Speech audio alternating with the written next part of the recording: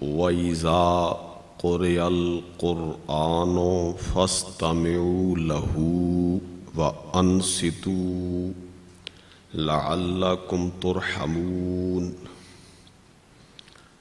وقال جل جلالہ فی مقام آخر فَاقْرَؤُوا مَا تَيَسَّرَ مِنَ الْقُرْآنِ.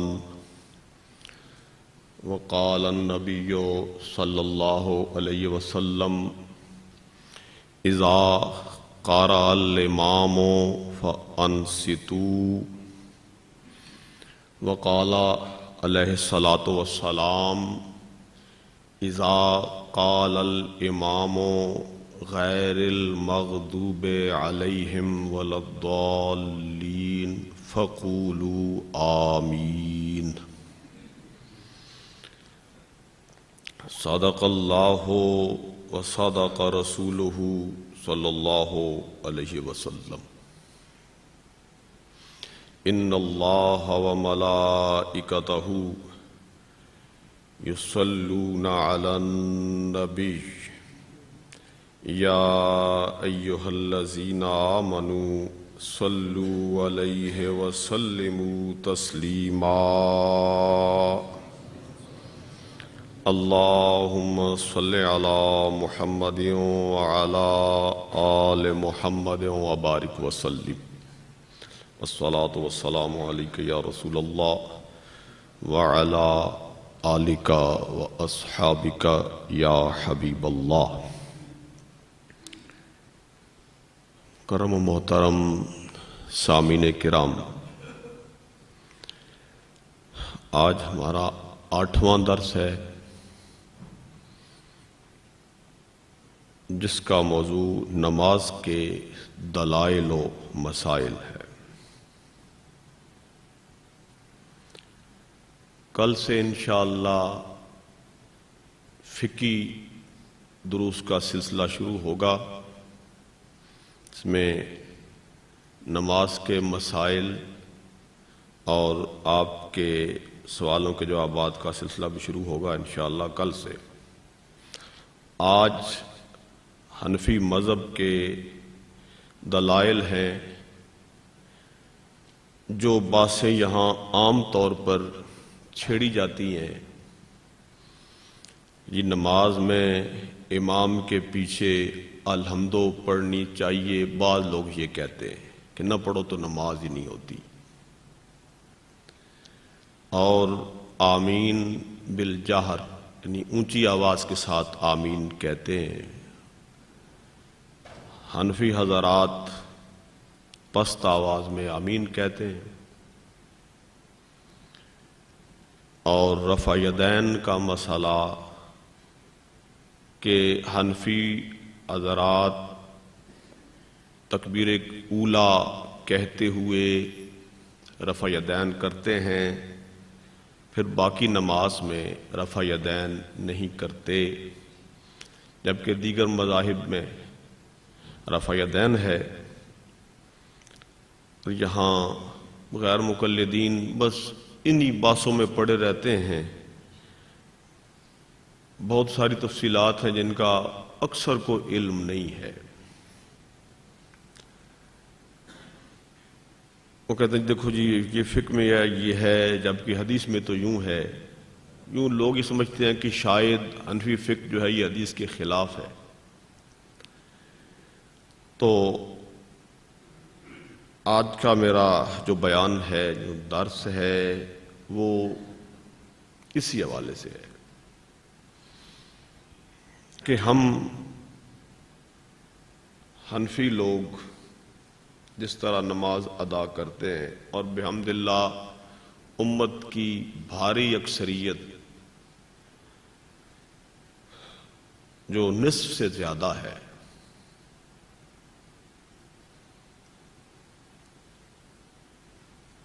یعنی امت کی جو تعداد ہے اس میں 60% یا اس سے بھی کچھ اوپر حنفی مذہب کے لوگ ہیں. نصف سے اوپر اس کو اکثر کہا جاتا ہے. للاکثر حکم الکل، اور اکثر کے لیے کل کا حکم لگایا جاتا ہے. یعنی امت کا جمع غفیر بہت بڑی تعداد حنفی مذہب پر ہے اور وہ اس طریقے سے نماز پڑھتے ہیں۔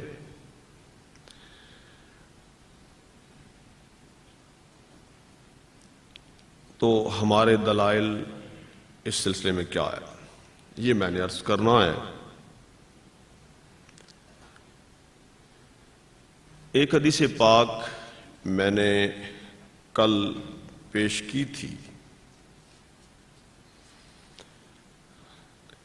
حضرت معاذ بن جبل رضی اللہ تعالی عنہ جب ان کو نبی کریم صلی اللہ علیہ وسلم نے زکوٰۃ کی کلیکشن کے لیے یمن روانہ فرمایا تو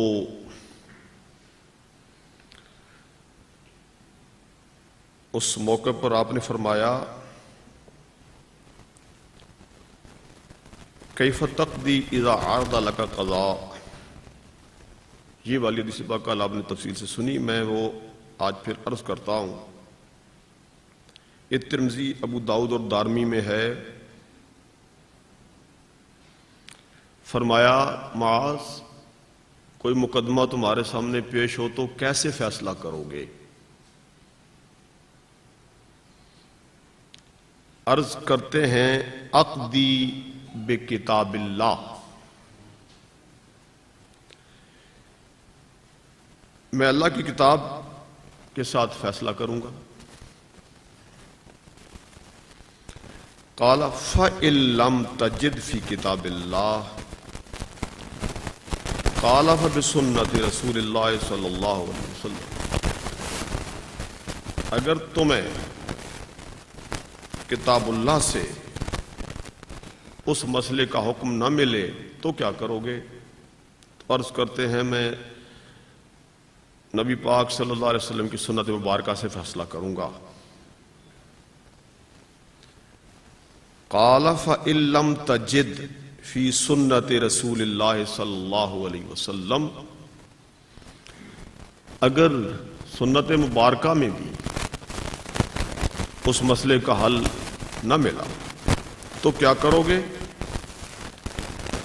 عرض کرتے ہیں آج تائید برائی ولا آلو، میں اپنی رائے سے اجتہاد کروں گا اور میں حصول ثواب میں اس کی کوشش میں کوتاہی نہ کروں گا۔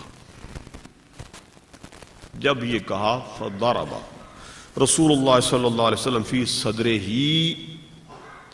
قال الحمد للہ الذی وفق رسول اللہ صلی اللہ علیہ وسلم لما یرضی بہ رسول اللہ صلی اللہ علیہ وسلم،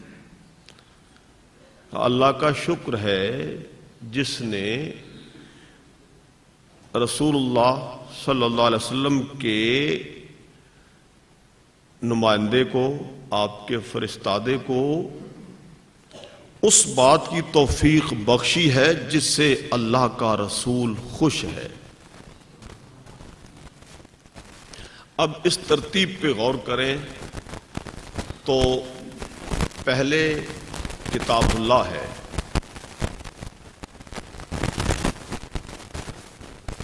کتاب اللہ میں مسئلہ نہ ملتا ہو پھر حدیث پاک کی طرف آنا، وہاں نہ ہو تو پھر اجتہاد کی طرف آنا ہے۔ تو کتاب اللہ مقدم ہے اور یہ ابو حنیفہ رحمۃ اللہ تعالی علیہ کا اصل الاصول ہے کہ آپ کتاب اللہ سے فیصلہ کرتے ہیں۔ اب یہی جو مسئلہ ہے امام کے پیچھے الحمد پڑھنے کا، غور کریں تو قرآن مقدس میں ارشاد فرمایا، یہ سورہ اعراف کی آیہ نمبر 204 آپ کے سامنے لکھی ہوئی ہے، وَإِذَا قُرِئَ الْقُرْآنُ فَاسْتَمِعُوا لَهُ وَأَنصِتُوا لَعَلَّكُمْ تُرْحَمُونَ، اور جب بھی قرآن پڑھا جائے تو کان لگا کر سنو، دھیان اور توجہ سے سنو اور چپ رہو کہ تم پر رحم کیا جائے۔ اکثر صحابہ رضی اللہ عنہم کے ارشادات کے مطابق یہ حکم جو ہے نماز کے اندر ہے۔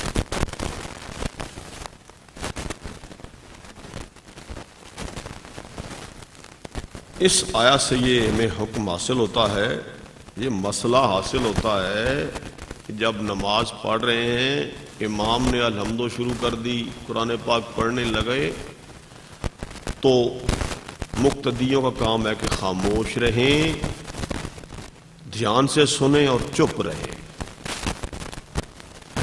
کہ اللہ کی رحمت کے سزاوار ہو جائیں۔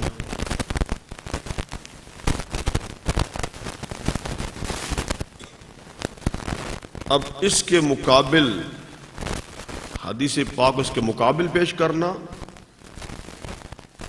جی لا صلاۃ لمن لم یقرأ بأم القرآن، اس کی نماز نہیں ہے جو الحمد نہیں پڑھتا، یہ حدیث پاک ہے۔ اب حدیث پاک قرآن پاک کے حکم کو منسوخ تو نہیں کر سکتی، اس کو بدل تو نہیں سکتی۔ تو ابو حنیفہ رحمۃ اللہ تعالی علیہ نے قرآن پاک کی آیت پہ عمل کرتے ہوئے حکم دیا کہ امام کے پیچھے الحمد نہ پڑھو۔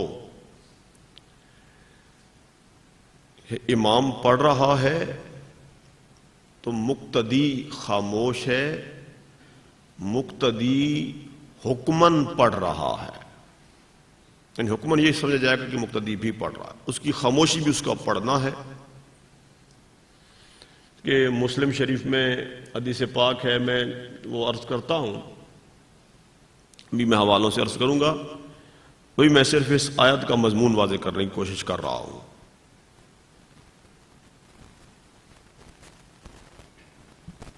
من کان لہو امام فقراءۃ الامام لہو قراءۃ۔ جابر رضی اللہ عنہ کی یہ روایت ہے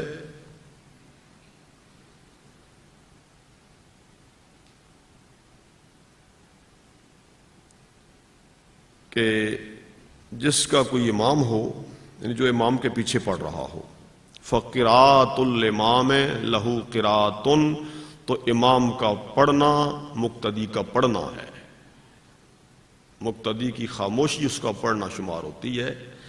اس لیے اس کی خاموشی سے یہ نہیں کہنا چاہیے کہ اس نے الحمد نہیں پڑھی، حکمن وہ پڑھ رہا ہے۔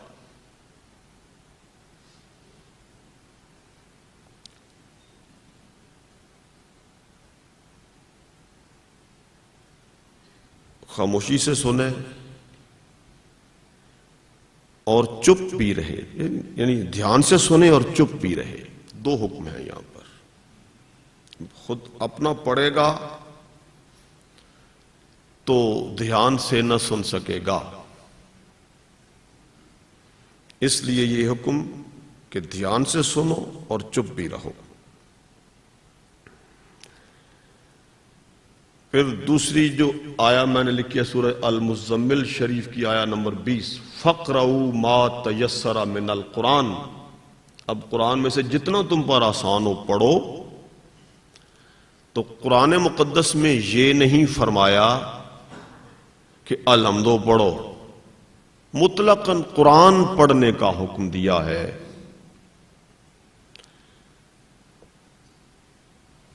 تو ابو حنیفہ رحمۃ اللہ تعالی علیہ نے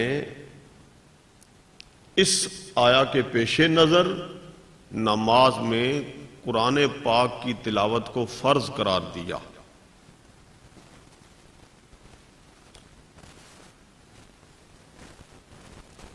الحمدوں کا پڑھنا فرض قرار نہیں دیا۔ اگر الحمدوں کا پڑھنا فرض قرار دیا جائے تو قرآن پاک میں تو مطلقاً آزادی دی ہے، جہاں سے چاہو پڑھو، تو قرآن پاک کا حکم جو ہے وہ مقدم ہے۔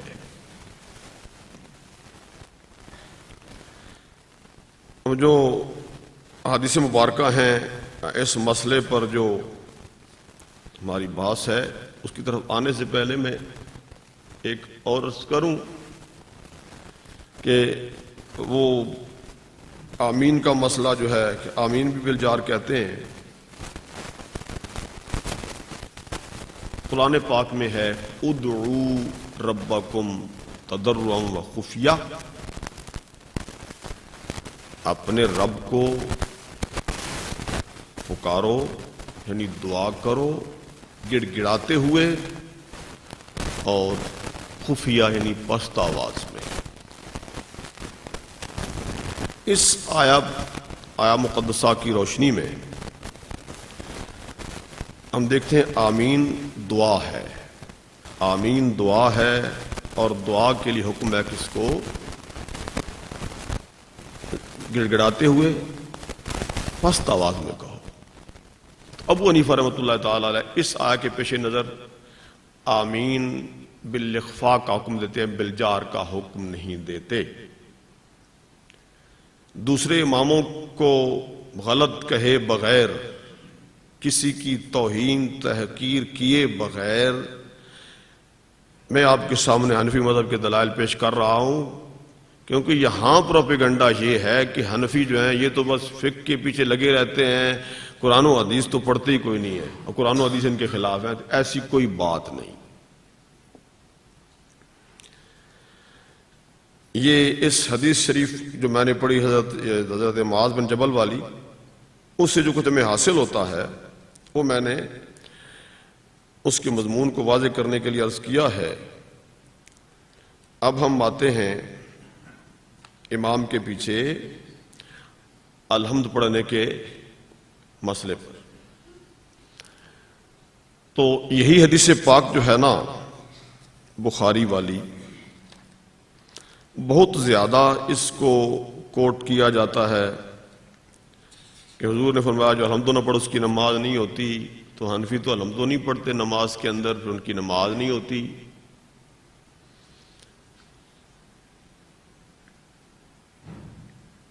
تو اس سلسلے میں یہ عرض ہے، امام بخاری رحمۃ اللہ تعالی علیہ نے کہیں بھی بخاری میں یہ نہیں فرمایا کہ امام کے پیچھے مقتدی الحمد ضرور پڑھے۔ صراحت کے ساتھ یہ امام بخاری رحمۃ اللہ علیہ نے یہ نہیں فرمایا۔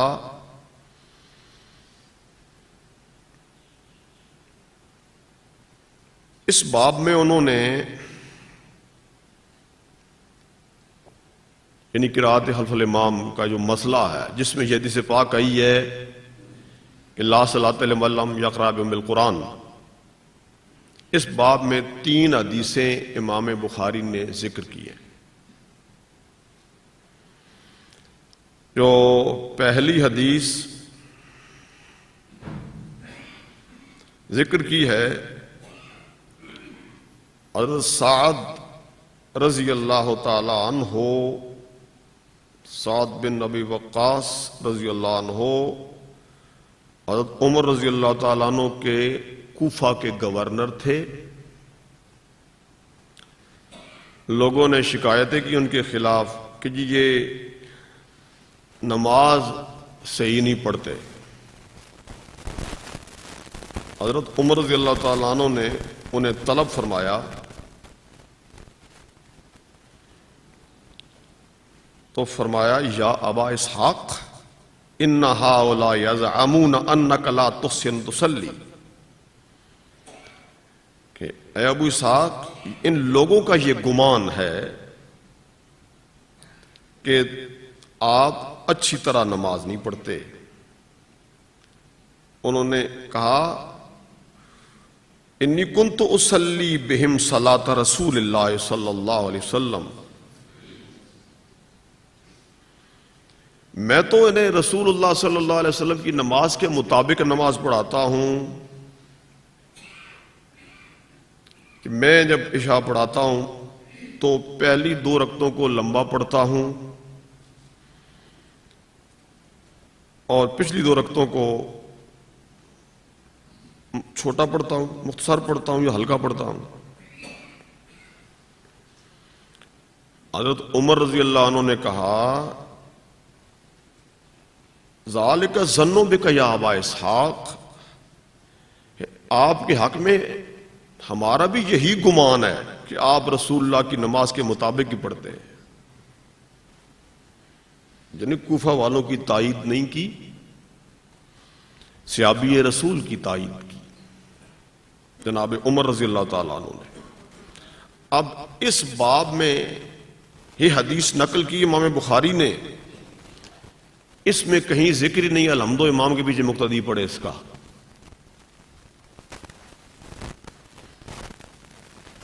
دوسری حدیث پاک عبادہ بن صامت رضی اللہ عنہ کی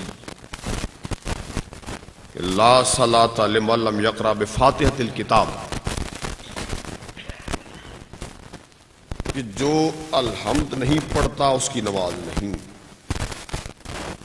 اب اس میں اس بات کی صراحت کوئی نہیں ہے کہ مقتدی امام کے پیچھے اگر نہ پڑھے تو اس کی نماز نہیں ہوگی.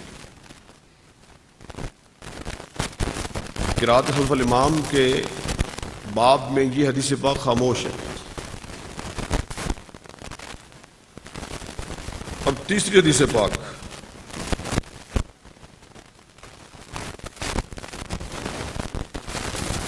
ابو ہریرہ رضی اللہ تعالیٰ عنہ کی روایت ہے. یہ ایک مشہور روایت ہے.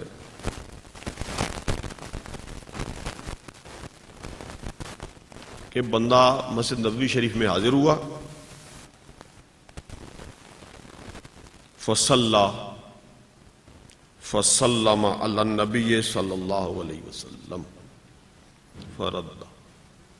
بندہ آیا، اس نے نماز پڑھی، نماز پڑھ کے رسول اللہ کی خدمت میں حاضر ہو کر اس نے سلام پیش کیا. آپ نے فرمایا ارجع، لوٹ جا، فصلی فإنک لم تصلی، جا پھر پڑھ کہ تو نے نماز نہیں پڑھی. حالانکہ پڑھی تو اس نے ہے. کیا مطلب؟ کہ تو نے کامل نہیں پڑھی. یعنی نہ پڑھنے کا مطلب یعنی کہ پڑھی ہی نہیں ہے، پڑھی تو ہے نا، کامل نہیں پڑھی. فرجع فصلی کما صلی، وہ مڑا، اس نے پھر پڑھی، ویسے ہی پڑھی جیسے پہلے پڑھی تھی.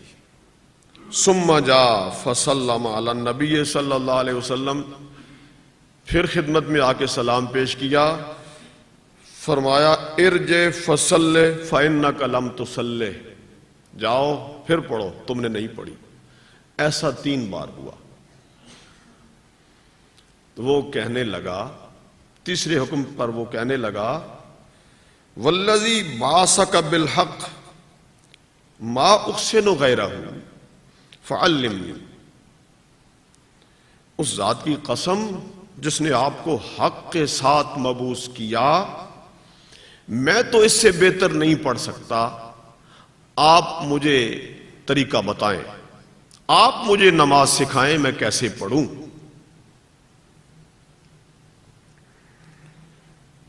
فقال، تو نبی پاک صلی اللہ علیہ وسلم نے فرمایا اذا قمت الی الصلاۃ فکبر، جب تو نماز کے لیے اٹھے تو تکبیر کہہ.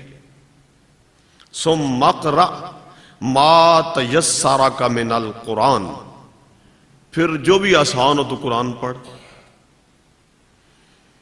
ثم ارکع حتی تطمئن راکعا، ثم ارفع حتی تعتدل قائما، ثم اسجد حتی تطمئن ساجدا، ثم ارفع حتی تطمئن جالسا، وافعل ذلك فی صلاتک کلھا.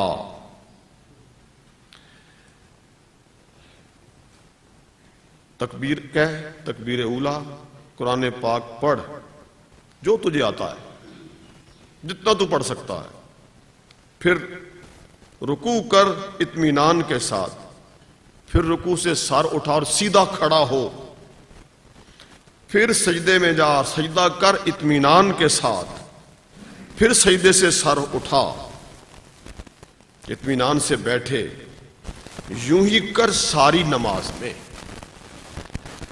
تو اس میں آپ دیکھ لیں کہ جن مسائل پر ہنگامہ مچا ہوا ہے کہ رفع یدین نہیں کرتے، رفع یدین نہیں کرتے، رسول کی نماز اور ہے، ان کی نماز اور ہے، وہ الحمد نہیں پڑھتے ہیں، ہنگامہ مچایا ہوا۔ تو جس کو رسول اللہ خود نماز سکھا رہے ہیں، نہ رفع یدین کا اس میں ذکر ہے، نہ اس میں الحمد پڑھنے کا ذکر ہے، مطلقاً قرآن پڑھنے کا ذکر ہے، اور بخاری کے اسی باب کی حدیث پاک ہے۔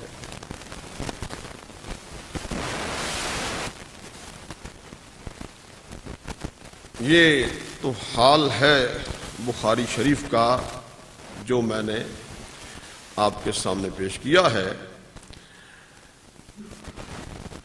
اب اس کے بعد احناف کے دلائل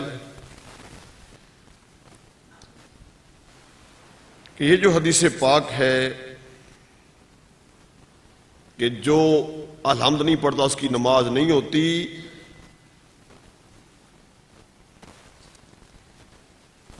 اس میں ہماری پہلی دلیل کہ ایک تو یہ کہ قرآن پڑھا جائے تو خاموش رہو، یہ قرآنی آیات جو ہیں وہ سب سن چکے ہیں، ان کا ترجمہ بھی آپ سماعت فرما چکے ہیں۔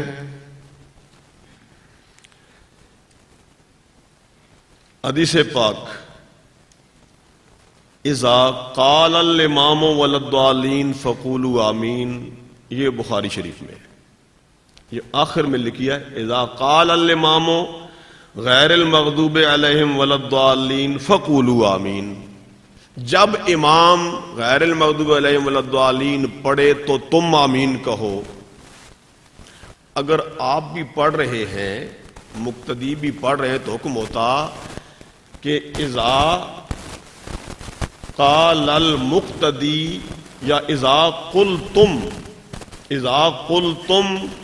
والضالین فقولوا آمین، جب تم والضالین کہو تو تم آمین کہو۔ یہ بخاری کے حدیث پاک بتا دیا کہ پڑھ امام رہا ہے الحمد۔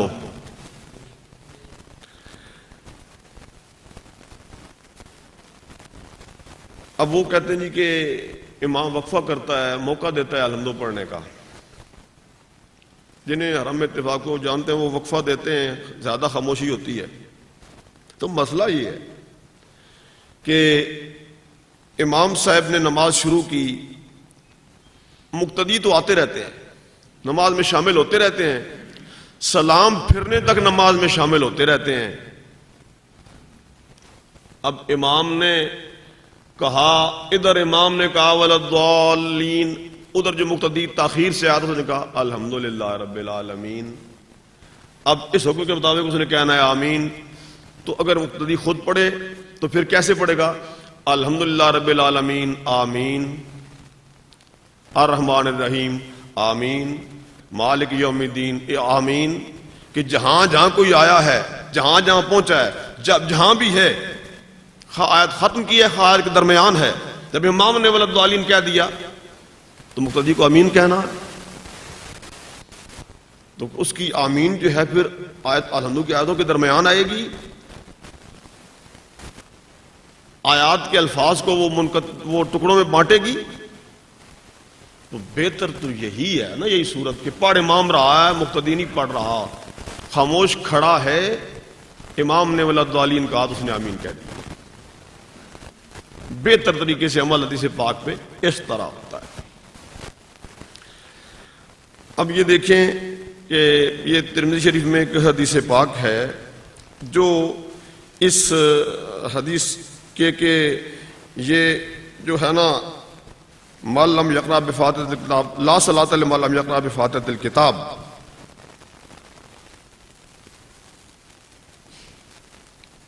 اس کو واضح کر رہی ہے حدیث ترمذی کہ یہ تنہا پڑھنے والے کے لیے ہے، یا امام کے لیے ہے.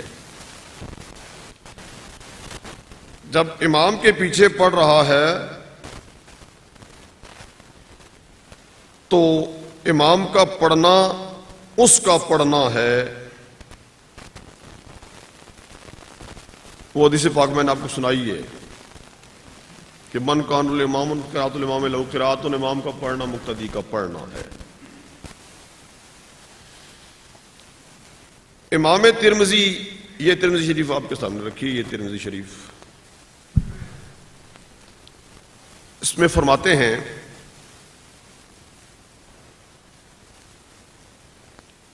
کہ امام احمد بن حنبل رحمۃ اللہ تعالی علیہ فرماتے ہیں مانا فقال مانا قول النبی صلی اللہ علیہ وسلم لا صلاۃ لمن یقرأ بفاتحۃ الکتاب اذا کان وعدہ، کہ حضور صلی اللہ علیہ وسلم کے ارشاد کا معنی یہ ہے کہ جس نے الحمد نہیں پڑھی اس کی نماز نہیں، جبکہ وہ اکیلے پڑھ رہا ہو. ترمذی فرماتے ہیں امام احمد نے استدلال کہاں سے کیا؟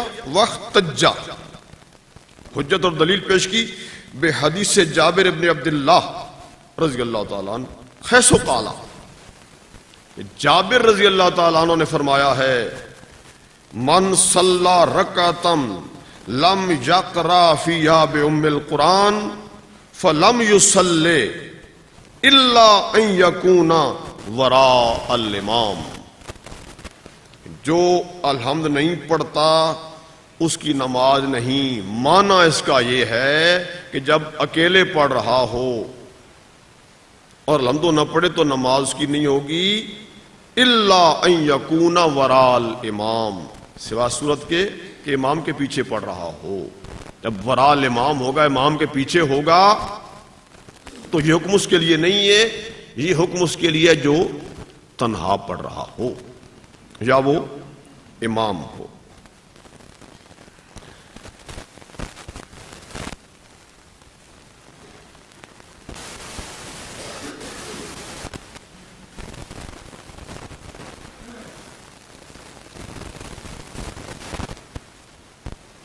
حباب گرامی، اور بھی دلائل ہیں، لیکن اب آگے جو دو مسئلے ہیں ان پر میں کچھ عرض کرتا ہوں. اس کے ساتھ ہی مسئلہ آمین بالجاہ کا میں پھر کہتا ہوں کہ دلائل سب کے پاس ہیں، امام شافعی کے پاس، امام مالک کے پاس، امام احمد بن حنبل کے پاس. ہم ان کو غلط کہے بغیر اپنے امام کے دلائل کے زیادہ صحیح ہونے کا یقین رکھتے ہیں.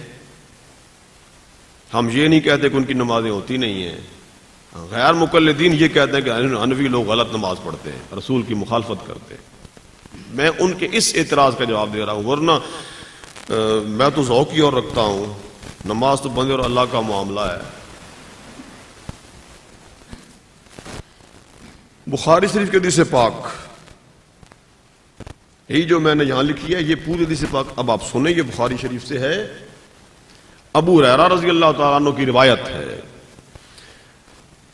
ان رسول اللہ صلی اللہ علیہ وسلم قال اذا قال الامام غیر المغضوب علیہم ولا الضالین فقولوا آمین فإنه من وافق قوله قول الملائکة غفر له ما تقدم من ذنبه. یعنی جب امام ولا الضالین کہتا ہے مقتدی آمین کہیں، امام خود بھی آمین کہتا ہے، اس وقت ملائکہ بھی آمین کہتے ہیں. جس کی آمین ملائکہ کی آمین کے موافق ہو گئی اس کے پچھلے سارے گناہ بخش دیے جاتے ہیں. اب موافقت وقت میں ہو سکتی ہے، تو وقت تو دونوں کا ہے ہی ایک. ادھر امام نے ولا الضالین کہا، ادھر فرشتوں نے آمین کہی، ساتھ ہی مقتدی بھی آمین کہہ رہے ہیں، وقت میں تو موافقت ہے، تو پھر موافقت کا حکم کیوں دیا کہ موافقت ہونی چاہیے؟ وقت میں تو ہے ہی ہے۔ تو ملائکہ کی آمین سنی نہیں جا رہی، ہمیں سنائی نہیں دے رہی۔ جب ہماری بھی آمین سنائی نہ دے تو وہ زیادہ قریب ہوگی ملائکہ کی آمین کے۔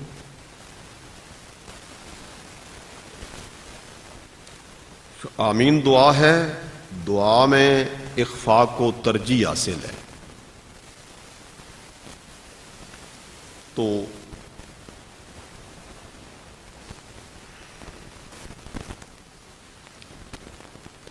اس حدیث پاک کے پیش نظر اور دیگر احادیث بھی ہیں، اور وہ آیا بھی، ابو حنیفہ رحمۃ اللہ علیہ حکم دیا ہے کہ آمین بالجہر نہ ہو، بالاخفاء ہو۔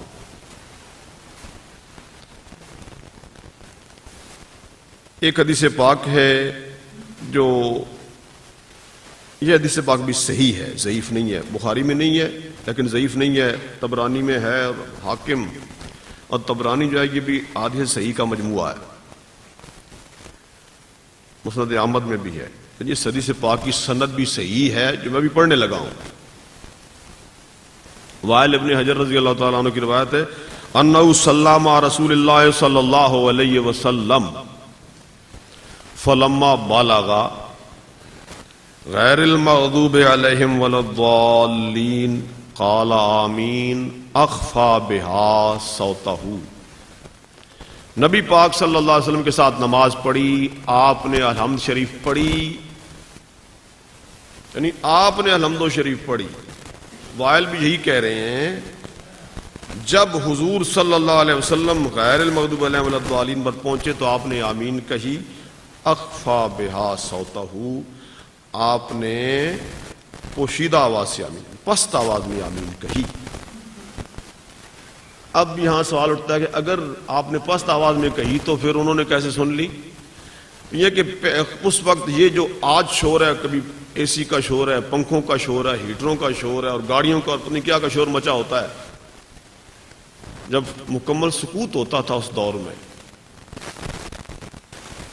تو پہلی صف کے لوگ جو قریب قریب ہوتے تھے وہ آواز سن لیتے تھے۔ اور اب بھی حکم ہے کہ اتنی آواز میں پڑھو کہ اپنے کان کم از کم سنیں تو پڑھنا شمار ہوتا ہے۔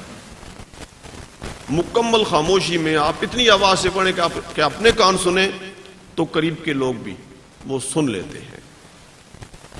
میرا مشاہدہ اپنا کہ میں پڑھا رہا ہوتا ہوں تو مجھے اپنے قریب کے مقتدیوں کی آواز آ رہی ہوتی ہے تو سننا ممکن ہے۔ یہ نہیں کہ ان کو کیسے پتہ چل گیا کہ حضور نے آمین کہی ہے اور کہی ہے اور پست آواز میں کہی ہے، جب سنی نہیں تو کیسے کہا کہ آمین؟ سنی ہے پست آواز، آپ کی پست آواز کو سن لیا۔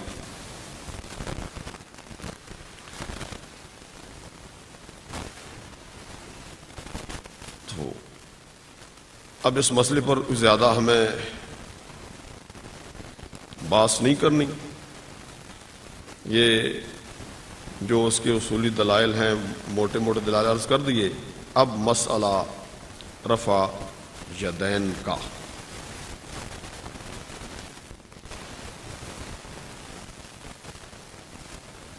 یہ مسلم شریف میں حدیث پاک ہے،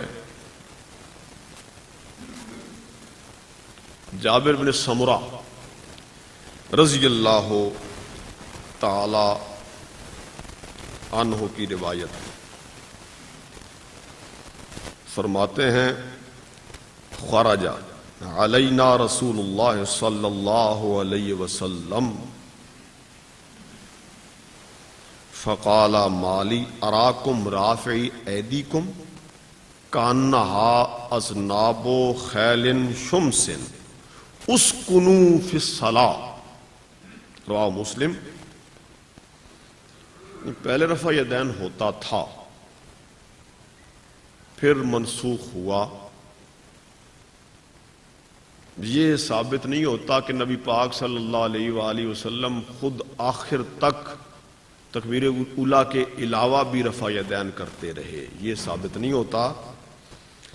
یہ حدیث پاک جو مسلم شریف میں ہے، جابر بن سمرہ رضی اللہ عنہ فرماتے ہیں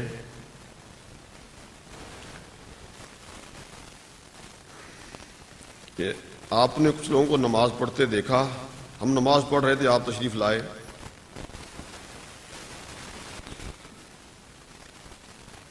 اب یہ ضروری نہیں ہے کہ یہ فرض نماز کی بات ہو. اب سوچنے لگے ہوں گے نا کہ پھر حضور کے سے پہلے وہ کیا پڑھ رہے تھے، وہ سنتیں نوافل کچھ تو پڑھ سکتے ہیں. تو رفع یدین کر رہے تھے. مالی اراکم رافعی ایدیکم کاذناب خیل شمس، کیا وجہ ہے کہ میں تمہیں رفع یدین کرتا ہوا دیکھتا ہوں گویا کہ سرکش گھوڑوں کے دم ہیں. جیسے سرکش گھوڑا دم لہراتا ہے ایسے ہاتھوں کو لہرا رہے ہو. اسکنوا فی الصلاۃ، نماز میں سکون سے رہو.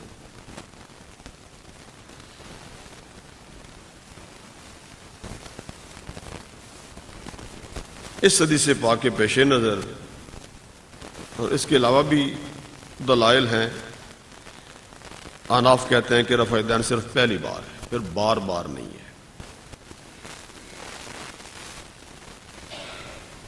ایک حدیث پاک ابو داؤد شریف میں ہے، ترمذی اور نسائی میں بھی ہے. حضرت علقمہ تابعی ہیں، وہ فرماتے ہیں کہ قال عبداللہ ابن مسعود رضی اللہ عنہ الا اصلی بکم صلاۃ رسول اللہ صلی اللہ علیہ وسلم فصلی ولم یرفع یدیہ الا مرتن. حضرت عبداللہ بن مسعود رضی اللہ تعالی عنہ یہ بہت عالی مرتبت شخصیت ہیں کہ نبی پاک صلی اللہ علیہ وسلم نے مکہ مکرمہ میں فرمایا ہے کہ انہیں جو حرم میں جا کے قرآن پڑھے ان کو سنائے. عبداللہ بن مسعود رضی اللہ تعالیٰ نے رسول اللہ میں جا کے سناؤں گا. بلند آواز سے حرم شریف میں جا کر قرآن پاک پڑھنے لگے. مشرکوں نے حملہ کر دیا، بہت تشدد کیا، بری طرح مارا پیٹا. زخمی حالت میں حضور کی خدمت میں آئے تو جیسا کہ فطری بات ہے سب لوگوں نے افسوس کا اظہار کیا. تو عبداللہ بن مسعود کہتے ہیں میں کل پھر جا کے پڑھوں گا. یہ تو میری نگاہوں میں پہلے سے بھی زیادہ مجھے حقیر اور ذلیل نظر آ رہے ہیں. اور فقیر مجتہد عالم ہے صحابہ میں. حضرت عمر بن خطاب رضی اللہ تعالیٰ عنہ کے زمانہ عدل میں جب کوفہ آباد ہوا، یہ بنیادی طور پہ چھاونی تھی، کینٹ چھاونی فوجیوں کے لیے.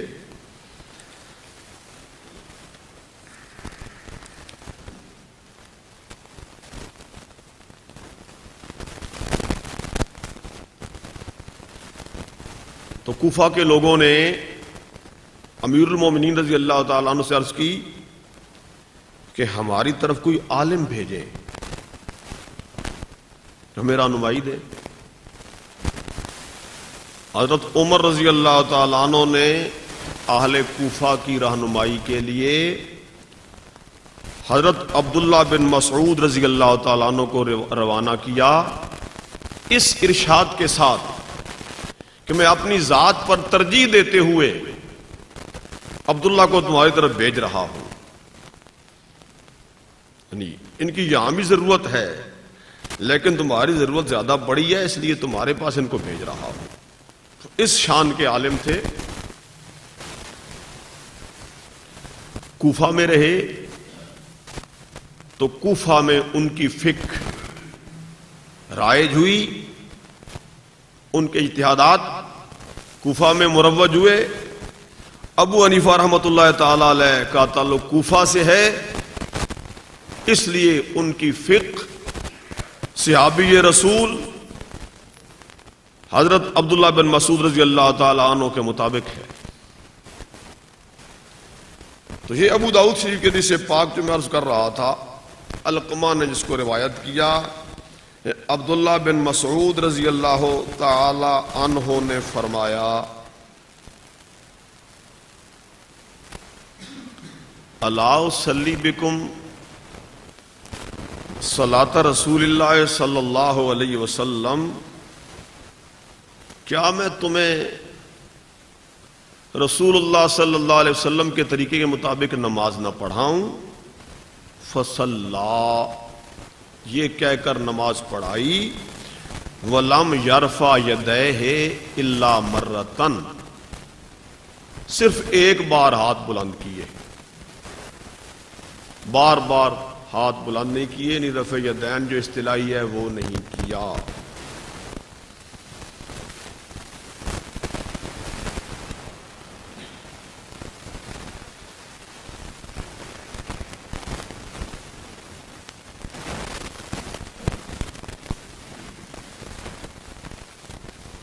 احباب گرامی،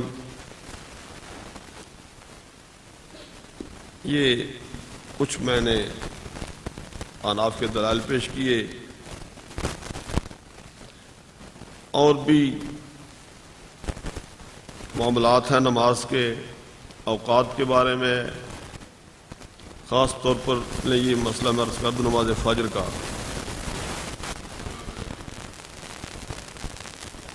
نبی پاک صلی اللہ علیہ وسلم کا ارشاد کہ اسفروا بالفجر فإنه اعظم للأجر، یہ ترمذی اور ابو داؤد میں ہے۔ آپ نے فرمایا ہے کہ نماز فجر اجالے میں پڑھو، اس میں زیادہ ثواب ہے، یعنی اندھیرے میں بھی پڑھو تو ہو جائے گی۔ ہم یہ نہیں کہتے کہ اندھیرے میں پڑھو تو ہوتی نہیں ہے،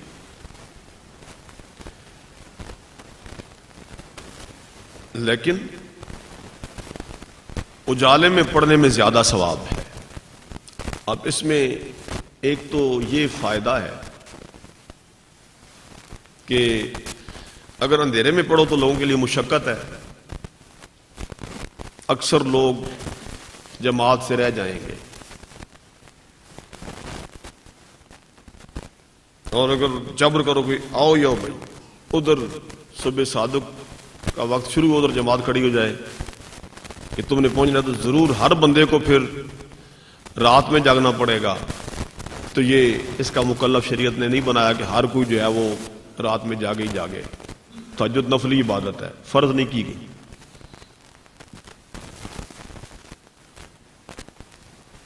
لوگوں کے لیے مشقت ہے، اور لا محالہ نمازیوں کی تعداد، جماعت میں شریک ہونے والوں کی تعداد کم ہو جائے گی۔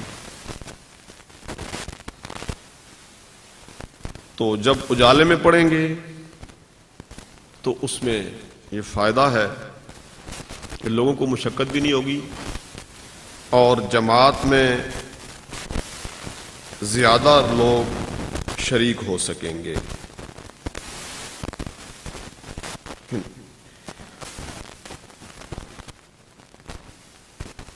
حضرت عبداللہ بن مسعود رضی اللہ تعالیٰ عنہ، جن کا ذکر خیر ابھی آپ نے سنا، ان کی روایت جو بخاری شریف میں ہے، فرماتے ہیں ما رأیت رسول اللہ ما رأیت النبی صلی اللہ علیہ وسلم صلی صلاۃ بغیر میقاتہا،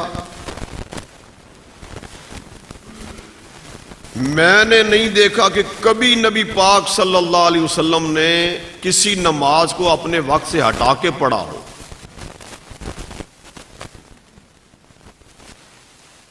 یہ تو وقت کے آنے سے پہلے ہی پڑھ لیتے ہیں، جلسے کرنے ہوتے ہیں تو پہلے ہی پڑھ لیتے ہیں، یا پھر تاخیر کرتے ہیں کہ اگلی نماز کا وقت داخل ہو جاتا ہے، سفر میں دو نمازوں کو جمع کر لیتے ہیں ایک وقت میں۔ عبداللہ بن مسعود رضی اللہ عنہ فرماتے ہیں میں نے نہیں دیکھا کبھی نبی پاک صلی اللہ علیہ وسلم نے کسی نماز کو اس کے وقت سے ہٹا کے پڑھا ہو صلی بغیر میقاتہا الا صلاتین، سوائے دو نمازوں کے، جمع بین المغرب والعشاء بجمع وصلی الفجر قبل میقاتہا، رواه البخاری ومسلم، قبل وقتہا بغلس، اندھیرے میں۔ نبی پاک صلی اللہ علیہ وسلم نے حج کے موقع پر ظہر کے وقت میں زور اور اثر پڑی اور مزدلفہ میں عشاء کے وقت میں مغرب اور عشاء کو جمع کیا، اس کے علاوہ آپ نمازوں کو جمع نہیں کرتے، اور فجر کو آپ نے وقت سے پہلے پڑھا۔ وقت سے پہلے پڑھنے کی تشریح، یعنی جو وقت سے پہلے پڑھنے کا مطلب یہ نہیں ہے کہ وقت ابھی ہوا ہی نہیں تھا، جب وقت ہوا ہی نہیں تو فرض ہی نہیں ہوئی، یعنی جو عام طور پر جس وقت میں آپ فجر پڑھا کرتے تھے اس وقت سے پہلے پڑھا، آدھی وقت سے پہلے پڑھا،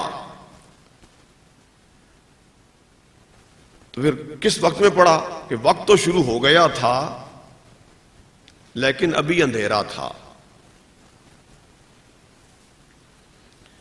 تو مزدلفہ کی نماز کہ نماز کے بعد وہاں وقوف ہے اور مناجات ہیں، پھر آگے آنا ہے منا میں، وہاں وہ جلدی پڑھی، وقت سے پہلے نہیں پڑھی۔ وقت سے پہلے پڑھتے بھی کیوں کہ اللہ تعالیٰ کا ارشاد ہے ان الصلاۃ کانت علی المؤمنین کتابا موقوتا، نماز یہ ایسا فریضہ ہے جو وقت باندھا ہوا، وقت کے ساتھ فرض ہوتی ہے، وقت سے پہلے نہیں پڑھی جا سکتی۔ نبی پاک صلی اللہ علیہ وآلہ وسلم اللہ کے ارشاد کی مخالفت کیسے کر سکتے ہیں؟ تو اس کا پھر مطلب یہی بہتر بنتا ہے کہ جو عادتاً جو آپ پڑھتے ہیں نماز، جو آپ کا عام طریقہ ہے، اس سے کچھ پہلے پڑھی۔ یہ نہیں ہے کہ فجر کا وقت نہیں آیا تھا تو اندھیرے میں پڑھی، تو اندھیرے میں پڑھی تو مزدلفہ میں آپ کی عادت اندھیرے میں پڑھنے کی نہ تھی۔ اب اس کے جواب میں وہ حدیث پاک پیش کرتے ہیں، عائشہ رضی اللہ تعالیٰ عنہ کی کہ یہ نماز پڑھ کے ہم لوگ آتے تھے تو عورتیں پہچانی نہیں جاتی تھیں،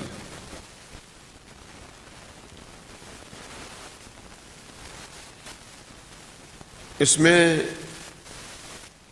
شارحین فرماتے ہیں، احناف یہ فرماتے ہیں کہ مسجد کے جب باہر اجالا ہو جاتا ہے تو مسجد کے اندر حال میں جب لائٹوں کا یہ آج کا سسٹم نہیں ہے، یہ ذرائع نہیں ہے روشنی کے، تو کمرے کے اندر تو اس وقت اندھیرا ہوتا ہے، تو یہاں یہ سرات موجود نہیں ہے کہ باہر بھی اتنا ہی اندھیرا ہوتا تھا۔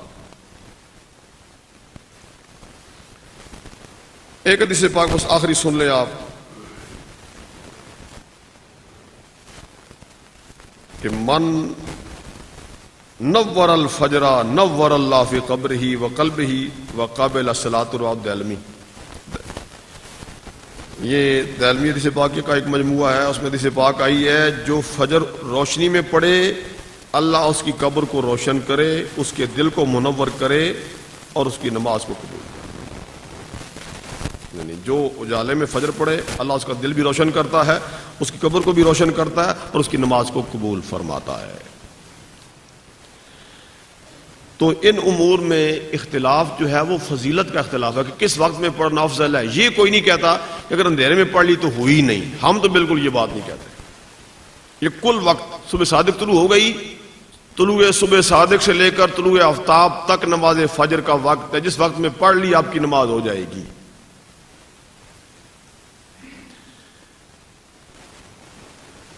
اللہ ہمیں قرآن و سنت پر دل و جان سے عمل کی توفیق عطا فرمائے۔ وآخر دعوانا ان الحمدللہ۔